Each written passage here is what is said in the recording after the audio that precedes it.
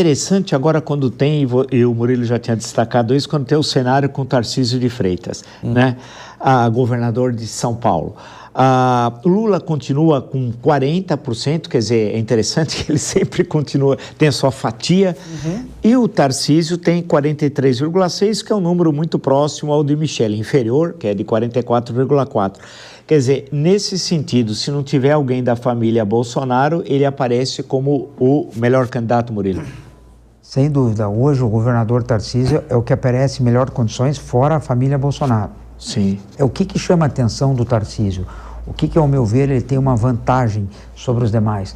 O Tarcísio, ele conseguiria construir um aspecto político muito maior do que a família Bolsonaro. Provavelmente o Tarcísio, ele traria o apoio do PSD, do Kassab, ele traria o apoio do MDB, ele traria apoios que provavelmente esses partidos, se for um dos Bolsonaros, talvez lancem candidatos para não apoiar nem A nem B.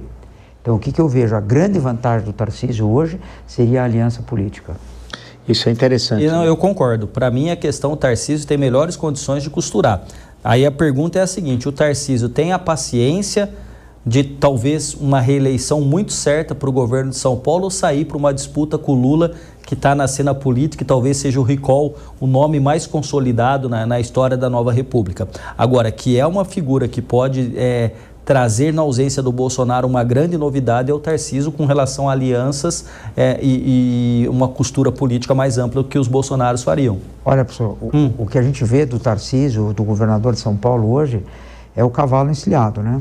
Ele está passando. Está passando. Ao mesmo tempo, eu te digo, se ele não for candidato agora, ele vai ter muita dificuldade lá na frente. Sim. Porque, vamos supor, sai um outro candidato, ganha. Esse candidato vai à reeleição, no campo do Tarcísio ficou difícil para ele. Sim. Certo? Daí vai ter que enfrentar alguém no mesmo campo que ele apoiou. Certo? Ao mesmo tempo, se ele não vai e esse candidato perde para o Lula, vai perder por pouco. Que a eleição, como eu disse, ela vai ser muito equilibrada. E esse que perder, automaticamente ele passa a ser o grande adversário na próxima eleição. Então, quer dizer, fica muito difícil para o governador Tarcísio também, se ele quer ser candidato a presidente, se ele deseja isso, não ser nesse momento. Então, eu acho que a grande chance do governador Tarcísio virar presidente também é agora. É interessante, como nós já estamos caminhando para o final, eu vou pegar uma relação um pouco mais rápida e a gente fazer um apanhado que, em parte, já vocês colocaram muito bem. No cenário Lula-Eduardo Bolsonaro, Lula vence, aí já é um cenário diferente, Lula vence 41,6, 39,1. Lembre-se que com Bolsonaro, Michele e Tarcísio, ele perde. Com Eduardo Bolsonaro, ele vence. Com Flávio Bolsonaro, o outro filho do ex-presidente, que é senador pelo Rio de Janeiro, Lula também vence, 42,1 e Flávio Bolsonaro, 38,4. Eu daqui a pouco vou falar agora os outros cenários, depois rapidamente, mas então isso reafirma, pelo que vocês estão acompanhando, pelo que os nossos convidados apresentaram, que da família Bolsonaro, Michele é a candidata forte, favorita para o intuito desse grupo político. E no caso de que não for alguém da família, seria o Tarcísio de Freitas. É interessante agora, eu queria só saltar até por causa do nosso horário, de alguns dados interessantes que tem aqui, especialmente com dois candidatos. No caso do Rogério Marinho, senador pelo Rio Grande do Norte, né, Lula venceria de 41,8 e o Rogério Marinho teria 31,2. Portanto, o Rogério Marinho é natural, é pouco conhecido, né?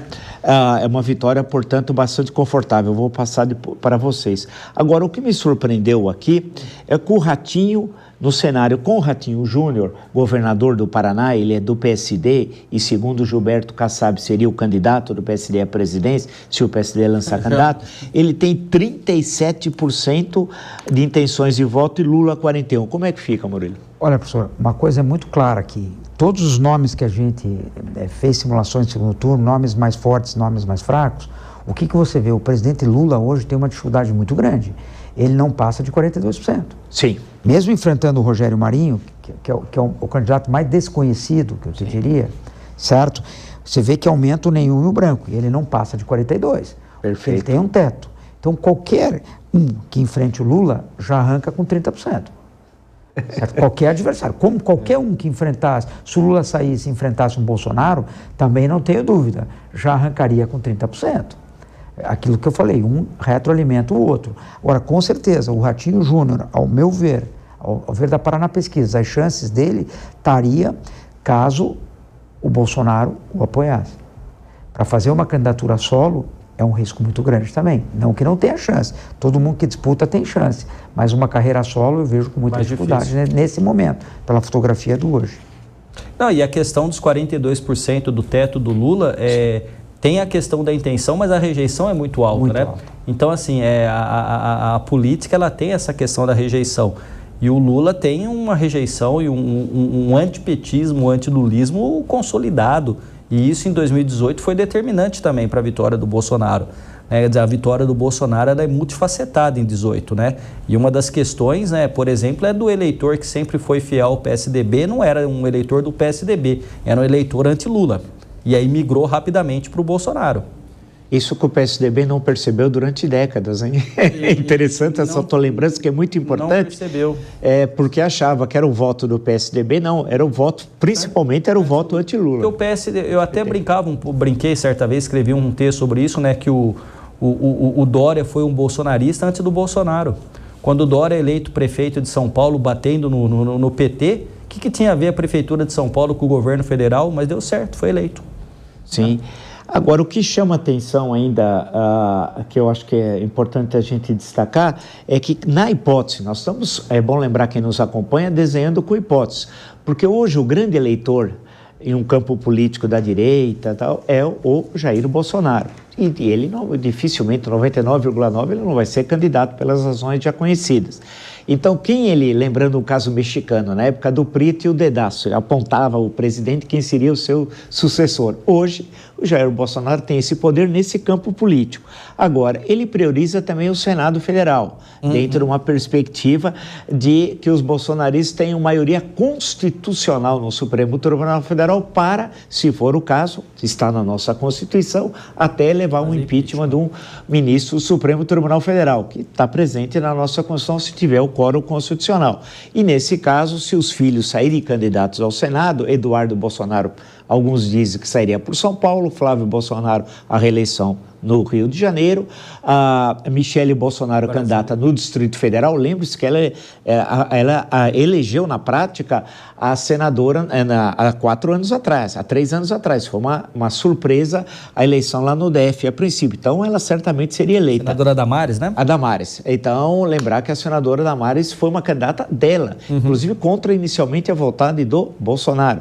E Carlos Bolsonaro seria o 4º candidato, poderia ser para algum estado. Inicialmente falou-se até em Santa Catarina, mas como Santa Catarina a possibilidade de eleição de 2 senadores bolsonaristas é muito forte, ele poderia ir para um outro estado, tentar uma vaga já garantindo 2 vagas para o campo bolsonarista nessa renovação de 2/3 do Senado.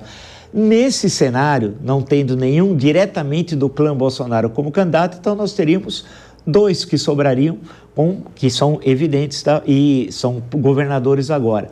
O Tarcísio de Freitas e o Ratinho Júnior. Desde que alguém vai falar assim, mas tem o Caiado, é verdade, mas não me parece. Não. E a pesquisa também demonstra isso. tem o Eduardo Leite. Difícil, o cenário apresenta que poderia ser esses 2. É um exagero? Não, eu acho que o senhor está certo, professor. Eu acho que se o Bolsonaro optar, porque todos esses que o senhor falou, o Eduardo, ele lidera em São Paulo, o Flávio lidera no Rio, a Michele lidera no DF. Todos eles são senadores favoritos para se elegerem. Pode ser que na eleição isso não se concretize, mas momentaneamente são favoritos. Seria, ao meu ver, essas 3 opções que ele teria. O Tarcísio, uma maior força, é claro, por governar São Paulo, né? Por ser um estado o maior estado da nação, e depois Ratinho Júnior e Caiado. Eu acho que essas são as opções que ele teria, fora ele não disputasse. E o Rogério Marinho correndo por fora. E o Rogério Marinho eu colocaria nessa lista hoje correndo por fora. Sim, perfeito.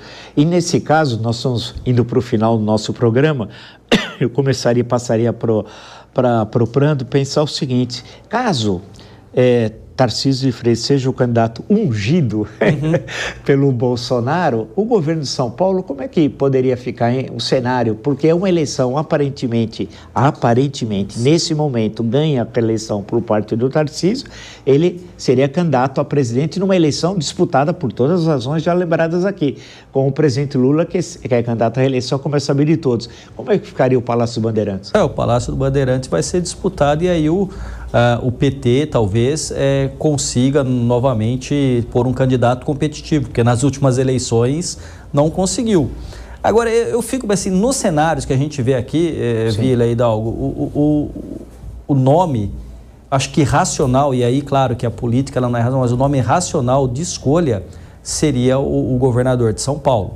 A ideia do cavalo encilhado, ela é muito interessante. Então o Tarcísio deve dormir assim todo dia pensando assim, eu vou ou eu não vou? Então racionalmente o nome mais interessante. E saindo o candidato, aí o governo de São Paulo, que seria provavelmente uma reeleição muito certa, vai entrar numa outra disputa com uma possibilidade de um candidato levar que não seja um candidato da direita. Eu passaria por Murilo, estamos indo para o final, temos aí mais 3 minutos. Nesse caso, Tarcísio só sairia candidato a presidente, claro, com o apoio do Bolsonaro. Me parece que seria impossível ele sair candidato contra um candidato do Bolsonaro e contra o presidente Lula, que vai ser candidato à reeleição. Ele saindo apoiado pelo Bolsonaro, quem que seria o candidato viável? Alguém da família Bolsonaro? Não, porque nós já falamos que provavelmente seria candidato ao Senado. Então, nesse quadro político paulista, pelo que a Paraná já desenhou, quem que seria o candidato viável?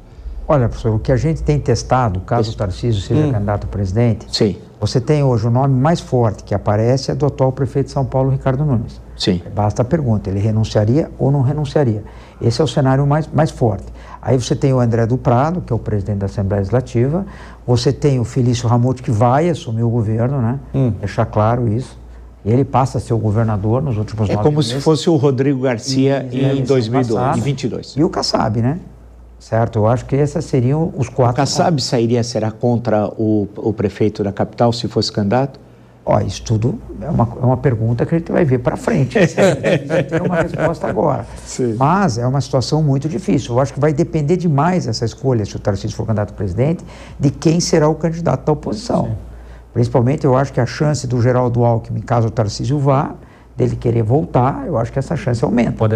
Pode até querer voltar. E passa a precisar de um candidato mais competitivo para vencer Geraldo Alckmin, né?